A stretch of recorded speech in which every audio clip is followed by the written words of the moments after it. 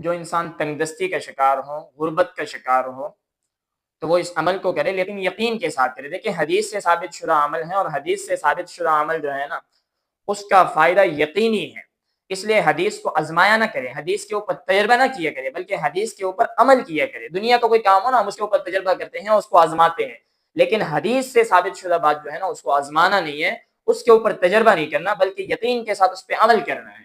اس لیے عمل میں بتا رہا ہوں، لیکن اس کے اوپر آپ نے یقین کے ساتھ جو ہے نا عمل کرنا ہے، اور اس کا فائدہ یقینی ہے۔ چند دن آپ اس عمل کو کریں اور اس کے بعد دیکھیں کہ آپ کا گھر جو ہے وہ پیسوں سے کیسے مالا مال ہوتا ہے، غیب سے آپ کی مدد کیسے ہوتی ہے۔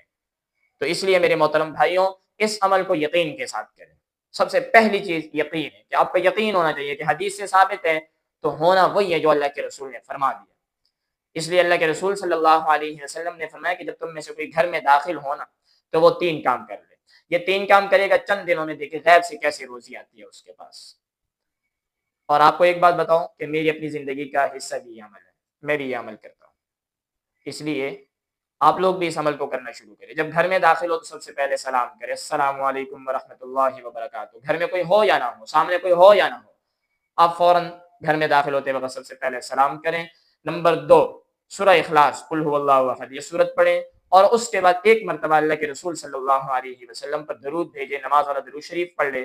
میرے خیال سے یہ عمل جو ہے تقریباً 30 سیکنڈ کا 20 سیکنڈ کا عمل ہے، لیکن آپ دنیا کے اندر اتنے مالا مال ہو جائیں گے، غیب سے ایسی رزق روزی آئیں گی، آپ کے کاروبار میں ایسے برکت ہوگی کہ آپ کے رحم و گمان میں بھی